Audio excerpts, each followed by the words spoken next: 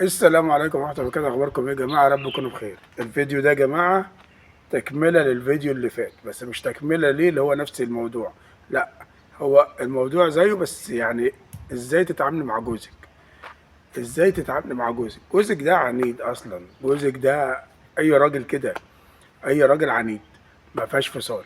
إنما أنت تعملي إيه بقى؟ بصي، أنا هقول لك على كام حاجة كده أنت يعني عارفاهم عن جوزك، وفي حاجات طبعا زيادة يعني اللي بتختلف من راجل لراجل.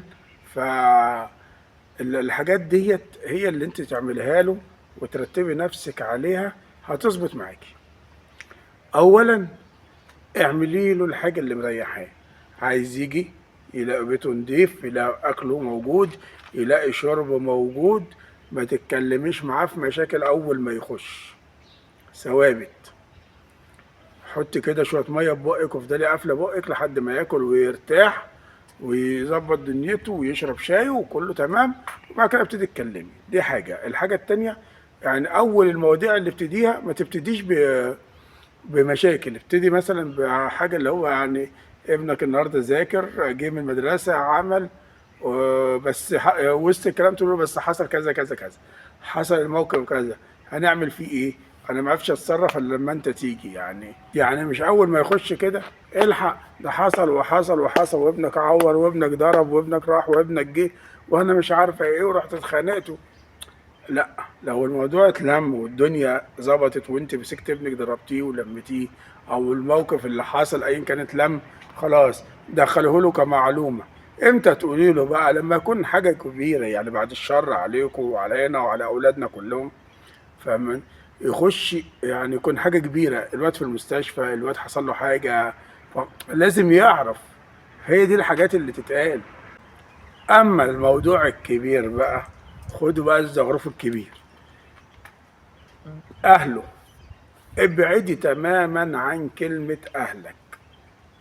طالما انت بعيدة عنهم وما عملولكيش حاجة او عملوا لك حتى وانت بعيدة، ما تقولش اهلك. اعمل نفسك من بينها خالص، ما تكلموش في اهله. الا بقى لو انت في بيت عيلة ولازم يقعد ويحل ويخلص ويظبط، فالموضوع لازم له وقفة، ولازم له ان هو يعرف يلم دنيته. انما طالما انت قاعده في شقتك معززه ومكرمه، ما تجيبيش. اوعي تقولي له حتى يعني مثلا ما تجيش وانتوا قاعدين كده، انت شفت اخواتك راحوا يعملوا ولا ما يروحوا يا ستي. شفت امك راحت جابت ايه من السوق وادت لاختك، ما تجيبي يا ستي. تدي له وما تديلهاش، احنا مالنا. الكلام ده هو هيقوله لك. الكلام ده هو هيقوله لك، يقول لك احنا مالنا، مش عايزين حاجه. ليه؟ الموضوع مش موضوع ان هو مش عايز حاجه. الموضوع ان هو مش عايز مشاكل، مش عايز دوشه، مش عايز وش، مش عايز خناق. فانت كده من وجهة نظره انت بتجر مشاكل. احنا مالنا احنا؟ اخته راحت ولا جات، امه جابت ولا ودت، اخوه اشترى ولا باع. الحاجات دي كلها ما مش مشكلة. دي حاجة. تاني حاجة، حاولي بقى تظبطي نفسك في مصاريف بيتك وتظبطي نفسك ان انت مثلا مش عايزين ديون، عايزين نستلف، لا، احنا هنظبط نفسنا، ولو احتاجنا حاجة بأسلوب حلو كده. لو احتاجنا حاجة ممكن نمشي نفسنا آخر يومين في الشهر، أو مش اللي هو على فكرة أنت كده قبضك مش عارف إحنا هنستلف. هو إحنا لسه أساسا صرفنا حاجة في القبض؟ هو إحنا لسه أصلا قبضنا عشان نستلف؟ يعني الموضوع يا جماعة موضوع ألفاظ وكلام. أنت خلي بالك من كلامك.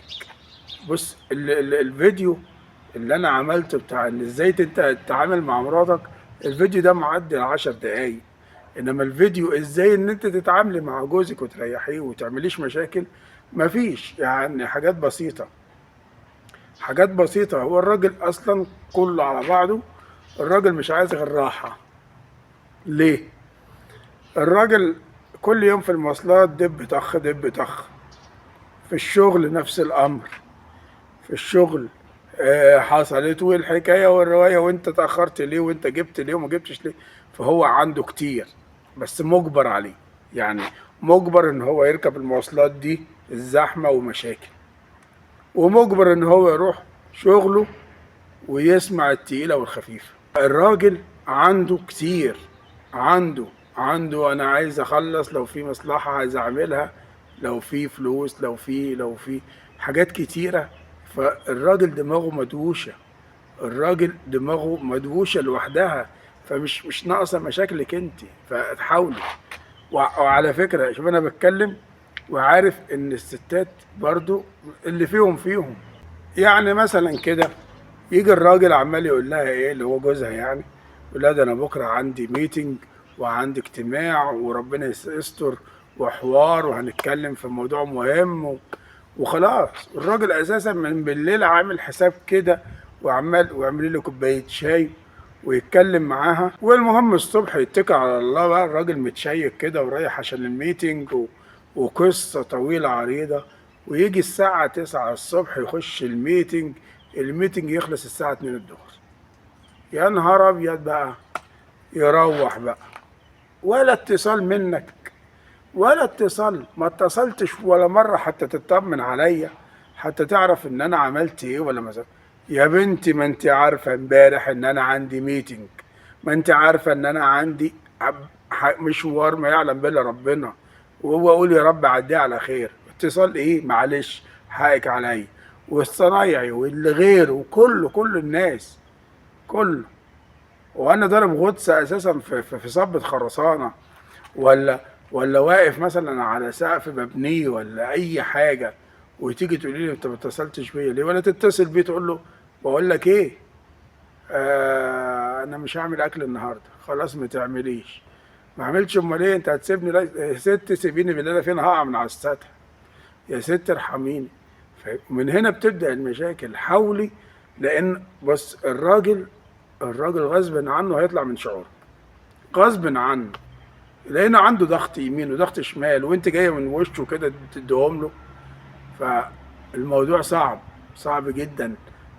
الستات فعلا لهم زي ما بيقولوا هرمونات، الهرمونات دي لما بتطفح على الراجل، كل سنه وانت طيب. الراجل بقى يعبي هرمونات، يعبي يعبي يعبي يعبي ويسكت لحد ما الهرمونات تتغير للمزاج الاحسن. يا اما بقى اللي بتحصل المشاكل اللي احنا عارفينها، وتقوم هيصة وكل واحد يروح لحاله وتبقى حكاية. فرجاء خالص من كل أخت، كل ست، كل زوجة وكل واحدة برضه مخطوبة، تضغطيش. هو عايز ينام، سيبيه ينام. طالما قال لك انا داخل انام، سيبيه ينام، لانه لو ما نامش الدنيا هتتقلب. احنا الراجل مننا بيبقى طول النهار في حاجات كده جواه عماله تضرب تضرب تضرب، فلما بيروح على السرير عشان ده كله يطلع من ودانه ومن مناخيره ومن بقه، كل الضغوطات دي، ويقعد يرتاح بقى، يريح جسمه. تبص تلاقي اقعد اقعد اقعد، لا, لا لازم، لازم لازم لازم تخلي الراجل يرتاح، لازم تخلي الراجل يشوف حاله ايه. يا جماعة كل ست تخلي بالها من جوزها ومن عيالها، وتسيبها من يعني صاحبتها قالت وصاحبتها جابت وصاحبتها عملت، هو ماله؟ ولو معاه فلوس بيقولكيش لا، الا بقى لو هو بخيل وانت عارفه ان هو بخيل وعايشه معاه ان هو بخيل.